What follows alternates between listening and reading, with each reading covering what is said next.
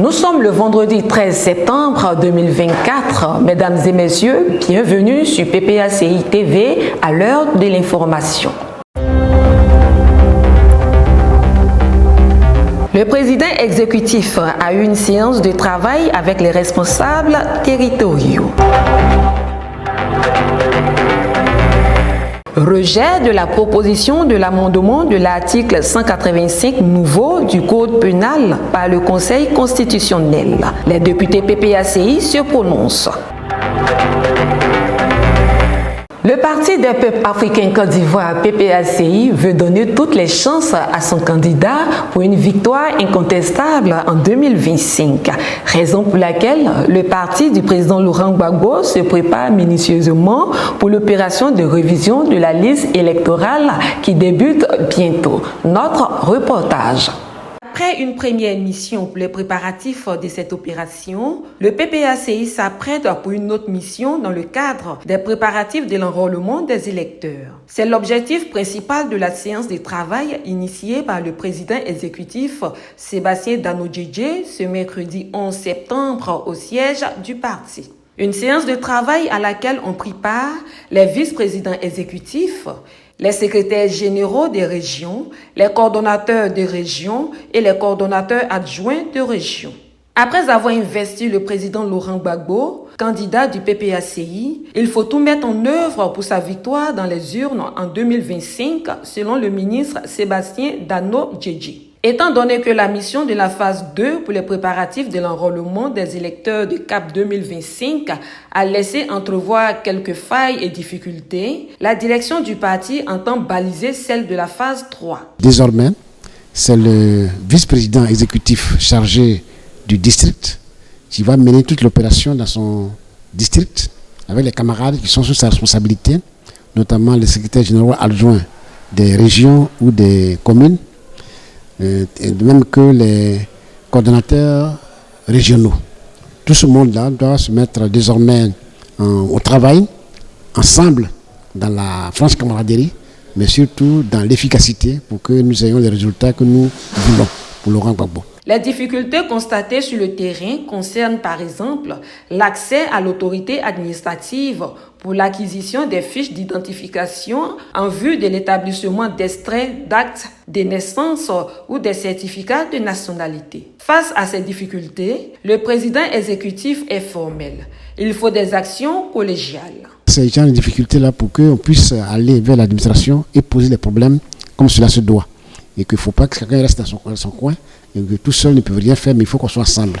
Et qu'il faut que d'ici quelques temps, on ait les résultats de toutes ces missions-là pour que nous aussi, nous puissions monter au créneau si cela est nécessaire. Par la voix de son président exécutif, Sébastien Dano-Djedje, le PPACI déplore les manœuvres de l'administration dans la gestion des audiences foraines en cours. Toutefois, le parti se battra pour obtenir l'inscription sur la liste électorale, le maximum d'Ivoiriens acquis à la cause du président Laurent Gbagbo, son candidat, toujours selon lui. Le président exécutif était assisté du secrétaire général Jean-Gervais Tcheidé. Suite au rejet de la proposition de l'amendement de l'article 185 nouveau du Code pénal par le Conseil constitutionnel, les députés du groupe parlementaire PPACI étaient devant la presse nationale et internationale le mercredi 11 septembre dernier afin de dénoncer les manipulations de l'État ivoirien. Le Conseil constitutionnel saisit le 10 juillet 2024 par les députés du groupe parlementaire PPACI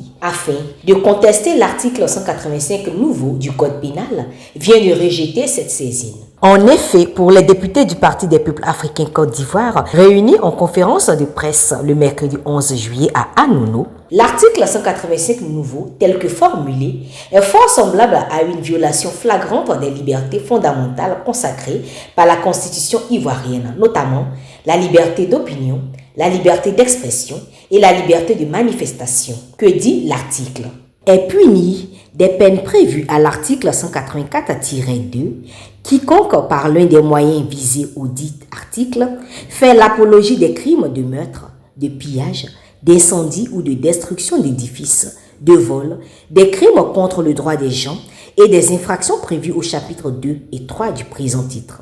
Lance des appels au public dans le dessein de faire désapprouver l'autorité et de provoquer la solidarité avec un ou plusieurs condamnés pour l'une des infractions prévues par l'article précédent ou par l'alinéa premier du présent article, est puni des mêmes peines quiconque organise des collectes en vue du paiement des condamnations pécuniaires prononcées pour l'une de ces infractions. Pour les députés du groupe parlementaire PPACI, cet article est un véritable danger pour les populations ivoiriennes. Avec ce texte, nul en Côte d'Ivoire n'est à l'abri de poursuites judiciaires pour l'émission d'une opinion contraire à une décision de justice ou pour assistance à un condamné en vue du paiement de ses condamnations pécuniaires.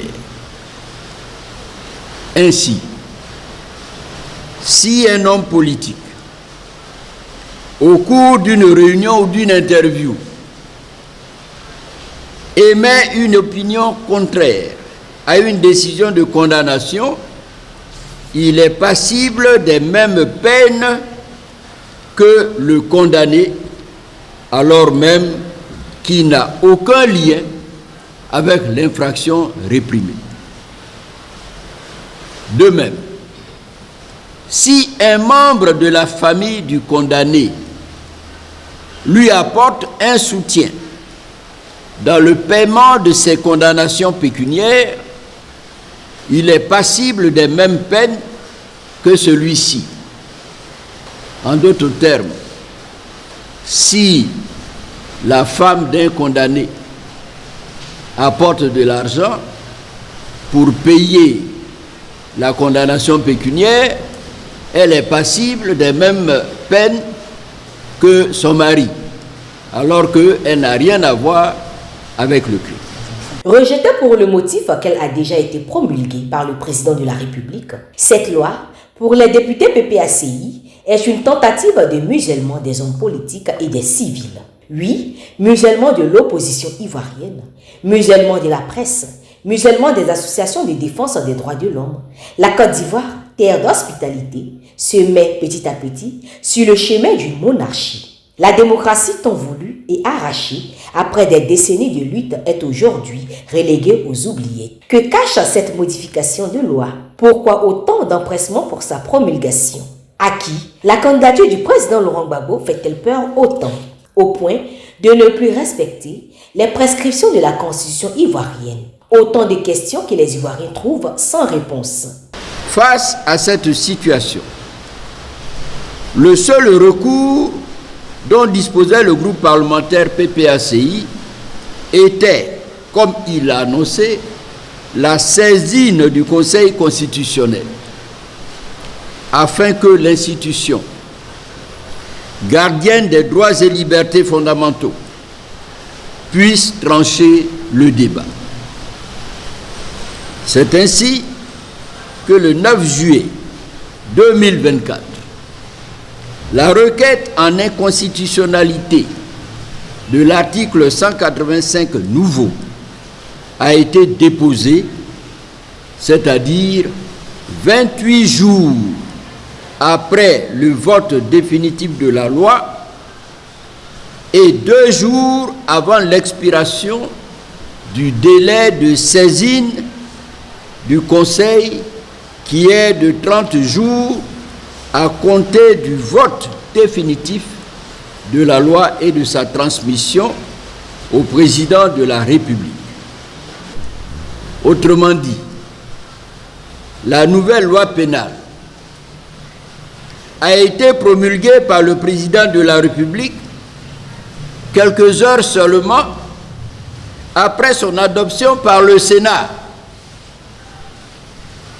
et sans qu'elle n'ait été préalablement transmise par le gouvernement au Conseil national des droits de l'homme, ainsi que l'exige l'article 113, alinéa 3 de la Constitution.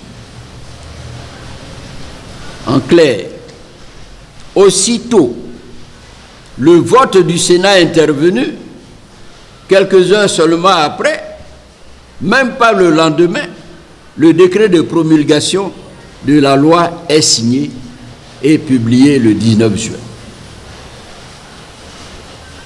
À quoi répond cette promulgation illico presto d'un texte modificatif? Ce d'autant plus qu'aucune des deux chambres, autant l'Assemblée nationale que le Sénat, n'en ont déclaré l'urgence. Pourquoi cette précipitation du gouvernement? À 13 mois donc, des élections présidentielles prévues en octobre 2025, le Conseil constitutionnel, le Sénat et le président ivoirien mettent les Ivoiriens dans des incertitudes diverses. Le groupe parlementaire PPACI trouve la décision du Conseil extrêmement préoccupante, voire même alarmante. Le Conseil constitutionnel voudrait-il dire aux citoyens ivoiriens et à l'opinion qu'il suffira au président de la République qui voudrait échapper à la censure du juge constitutionnel de procéder seulement à la promulgation d'un texte le même jour de son adoption pour empêcher la saisine de la juridiction constitutionnelle et donc de mettre le président à l'abri de la censure du Conseil constitutionnel. Le groupe parlementaire PPACI est loin de croire en cela. Nous espérons qu'il va se racheter à l'occasion de la nouvelle saisine que nous allons lui adresser au titre de sa fonction de régulateur du fonctionnement des pouvoirs. Car nous allons déposer effectivement un recours dans les jours prochains, non plus pour attaquer à nouveau l'inconstitutionnalité de la nouvelle loi pénale, mais plutôt pour solliciter l'intervention du Conseil en vue de mettre un terme à cette obstruction délibérée du président de la République à l'exercice du droit de saisine des groupes parlementaires par une annulation simple du décret de promulgation de cette loi pour inconstitutionnalité. L'opposition ivoirienne, par le biais de ses députés, continue et continuera de se battre pour la défense du peuple ivoirien. Les députés du groupe parlementaire PPACI entendent donc épuiser tous les recours pour l'annulation de ce décret de promulgation de l'article 185 nouveau du Code pénal. La représentation des femmes dans les assemblées élues est le combat de plusieurs organisations internationales et nationales. Mais ce combat sera longtemps à la traîne à cause de la non-implication des femmes elles-mêmes. Le constat de Ange Abraham. En 2019, la Côte d'Ivoire a voté une loi qui favorise la représentation des femmes dans les assemblées élues. Selon la loi numéro 2019-870 du 14 octobre 2019, les scrutins uninominaux ou des listes, un minimum de 30% de femmes sur le nombre total de candidats présentés au cours de la consultation électorale est exigé. À la réalité, les femmes elles-mêmes, pour des raisons diverses, semblent ne pas intéressées par la politique. Pour Marina Tallo, la politique est un milieu d'hypocrisie. Aujourd'hui, là, tout ce que se passe là, tout le monde est concerné. Mais moi, je ne suis pas quelqu'un qui aime la politique. Pourquoi? Parce qu'en politique, je trouve qu'il n'y a pas de sincérité, c'est de l'hypocrisie. Je n'aime pas parce que les gens ne sont pas vrais. Quand ils viennent, ils vont promettre beaucoup de choses. Ils vont promettre beaucoup de choses, mais quand ils viennent, une fois qu'ils sont élus, c'est le contraire au fait. Donc, moi quand je vois tout ça, ça ne me donne pas le courage même de m'investir, d'aimer la politique. Je préfère être neutre. Quant à Rolande India, La politique n'est pas une mauvaise chose en soi, mais la manière dont elle se fait ces derniers temps en Côte d'Ivoire n'encourage guère. Pas très partisane de politique parce qu'aujourd'hui la politique a tout un autre visage. Quand on entend politique, c'est carrément tuerie, bain de sang et ça fait vraiment peur dans nos sociétés. Autant ce n'est pas parce que la politique devrait être quelque chose de néfaste pour un pays. J'ai certains membres de ma famille dans la politique, oui, mais ça me fait peur. Parfois, quand on me parle de je vais à une conférence, à une réunion, je vous assure, je ne suis pas tranquille. Pourtant, on doit s'y mettre tous. La politique, c'est pour le bien de tous et c'est un peu comme ça dans toutes les nations. A contrario, Dame Maïmouna n'est pas fermée à la politique, mais la vision dans ce domaine est un pesant d'or pour elle. Elle est donc prête à s'y engager si elle se sent en phase avec la vision et l'idéologie. Si tu es dedans, en tout cas, ça te permet de connaître les gens, ça te permet d'évoluer, donc et s'y intéresser. En politique, là aussi, c'est deux. Voilà, il y a la politique et puis il y a la politique aussi. Voilà, donc, où je peux, c'est que je peux rentrer dedans, là. En tout cas, je peux faire ça. Pour Catherine Gbegbe, sympathisante d'un parti politique, la politique devrait être le domaine de prédilection de la femme en tant que maillon fort de la cellule familiale. Tout est politique dans la vie.